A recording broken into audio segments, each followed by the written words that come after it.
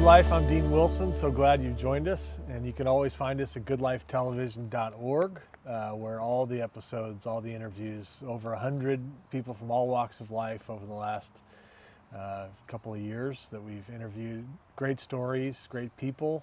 I think you really enjoy it. And we also have what's called Power Clips, which is kind of some of the great moments from those interviews. So we invite you to join us at goodlifetelevision.org. In addition to all of our social media platforms, we know many of you are, and we're grateful. This program is presented by the Turner Foundation here in Santa Barbara, California, where we're sitting. And you can find the Turner Foundation at theturnerfoundation.com, and you can kind of see what the Turner Foundation's all about. So I want to welcome my guest today. Adam McKaig is with me. Adam, welcome. Pleasure.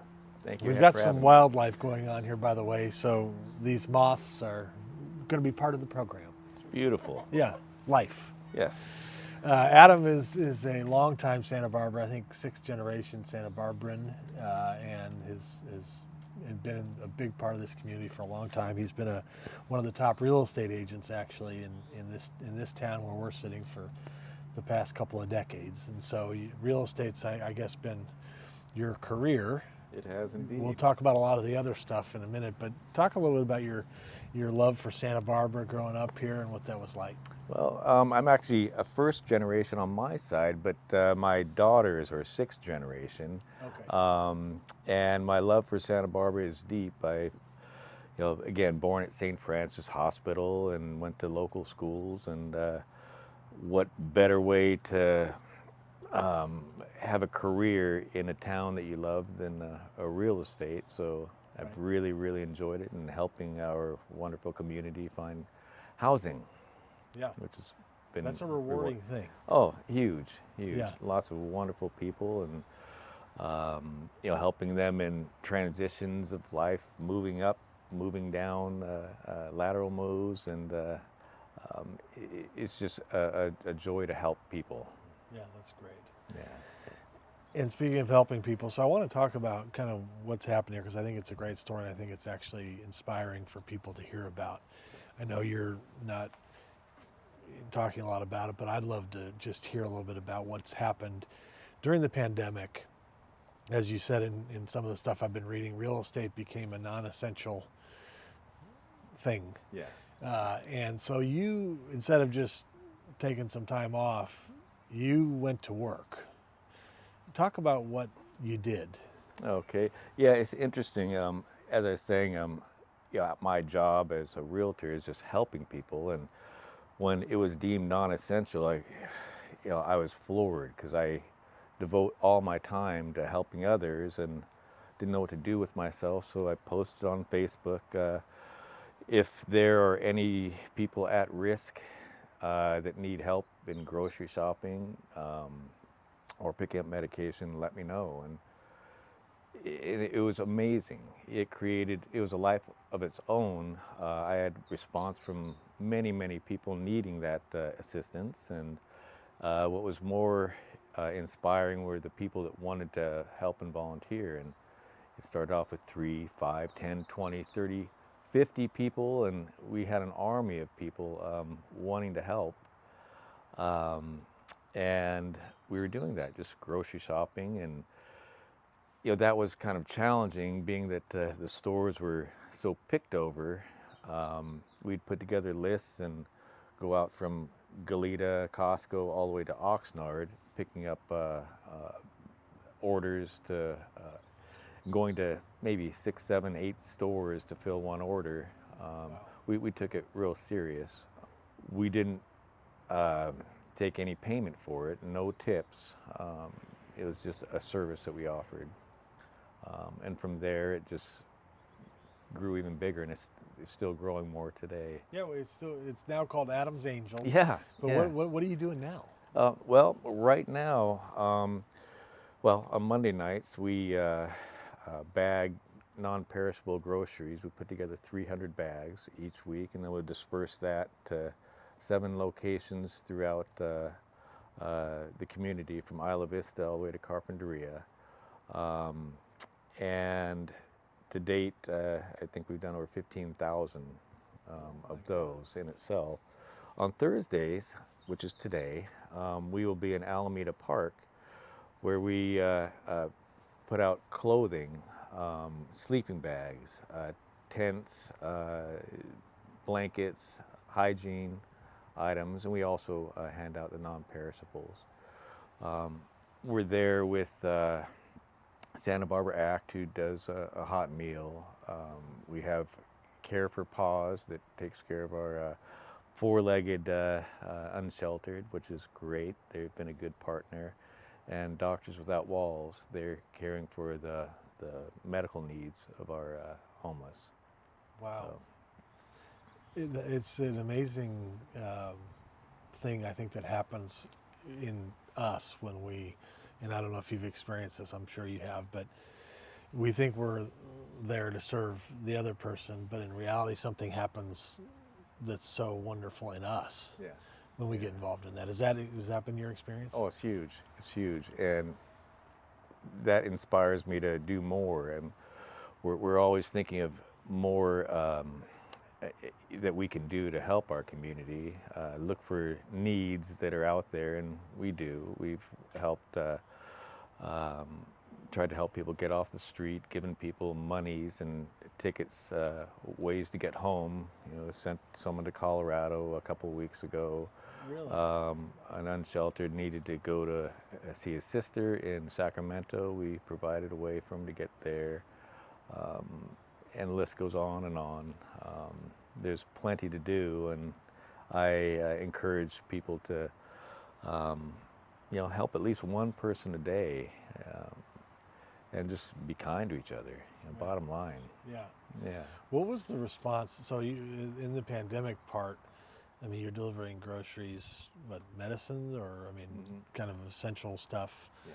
What was just the typical response? I mean, when you showed up at somebody's door with this, I mean, what are in the beginning, people were terrified, fear of their lives, not knowing what this evil COVID is, and they were so grateful because we were their only source of food.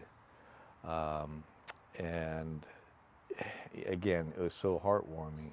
A lot of these people had no family, and they're elderly and they're shut-ins.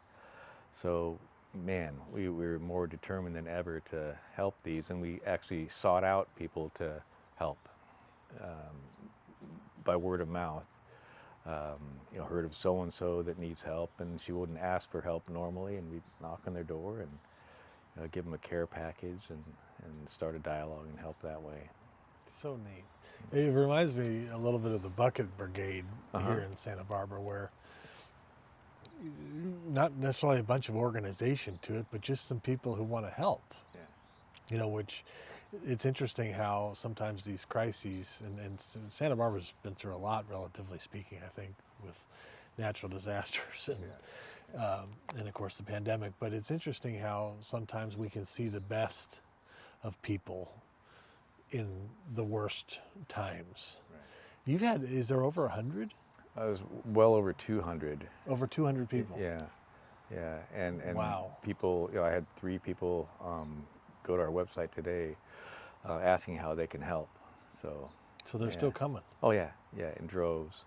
I mean, we've got a virtual army of big-hearted people that want to help mankind. Yeah. Yeah. So if somebody's watching this and they want to join up, what's the website? AdamsAngels.life. AdamsAngels.life. AdamsAngels.life. So people can they can join you. Yeah. And are you going to keep this going? I mean, actually, that's funny. I thought this would be something to do for a couple of weeks or months, however long this pandemic was going to last. But the life of it is created. It won't let me stop, and I really don't want it to stop. It's a wonderful thing. We're self-funded. We don't ask for money. Everything we need comes to us, and we're able to help without any government agencies. And it's just a loose group of love. Yeah. basically. Yeah. So for now, it's going to keep going. Yeah. Yeah. So what, I'm interested in this homeless thing. And I know Jeff Schaefer, and I've known about Yeah. some of the work that goes on in the park for, it's actually, I guess, 15 or 20 years maybe they've been doing something. And they were at Pershing Park for a while. And then, but I think sometimes we see homelessness as a problem to be solved versus a person. Right. What has been because I've seen some pictures in here of you interacting with some of these friends without homes. How has that been for you, actually getting to know some of these folks versus, I think for a lot of people it's a category, Right. It's something we read about in the paper, it's this problem. Sure. What has it been like to kind of humanize it for you? Again, that's been very rewarding and touching. You know, everybody had a mother, everybody has a story, and to hear these stories are amazing. Nobody chose to be on the street, and these people would tell me their plight, and I mean, it's heartbreaking, a lot of it. And it makes me want to help that person individually, or and collectively we try to help everybody. But yeah, getting to know them is great. And sometimes, all they want is a smile. We walk past them, and I guess they're the invisible people. We try not to look. We walk past but if you just reach or look over, give them a smile, acknowledge them, that they're human, I mean, that itself is big. Yeah. Yeah. That's so neat. So I have to ask about this other story just real quick, because I think it's pretty cool, just a little side story. But what happened with the ring? Oh, that was funny. I was at the grocery store in Carpinteria, and walk outside and I see this ring, a big ring, and I picked it up, and my gosh, it looked like a real antique ring. It was a huge diamond, or diamond-looking stone. And I thought, somebody's going to really miss this. I felt really bad that someone's going to miss this, what looked like an heirloom. So I went into the grocery store and gave them my card and said, I found one fancy ring. And then I went home and I put an ad on Craigslist saying I found a fancy ring in Carpinteria in front of this store. And I got a couple of responses, and they tried to describe the ring, and it unfortunately was not the owner trying to obtain it. But a couple of days later, I got a call from the manager, and she gave me the gal's number who responded to losing it, and I called her, and she described it perfectly, and it had been in her family for 100 years. And she was about ready to give this 2-carat diamond to her granddaughter, and Wow. we reunited that ring with its owner, and that was huge. That was a wonderful reward. She must have just been over the moon. Yeah. Oh, she was ecstatic. That's That was so great. neat. You're like a real life Good Samaritan. Well, I find a lot of stuff, and You find stuff? Oh, I found wallets and purses, and when I see something out of the ordinary or where it shouldn't be, I will, turn around or pick it up and try to find its home. What would be your thought? People watch this program in lots of other cities. Something like Adam's Angels. What if somebody wanted to do something like this in their city? I feel like it's a little bit of a example or model of what can happen when it just takes one person, in this case it was you, to decide, I'm going to do something. But if somebody's watching this in another city and they're thinking, they have a heart, they're wanting to do, they're bored, they want to do something, Right. what would you say to them? Right. Actually, people have reached out, and there is groups like hour model in Chicago, in Massachusetts. One of our volunteers has family in Brazil, and they are so inspired by his involvement with Adam's Angels that they started their own called Night Angels in Brazil, and it's big.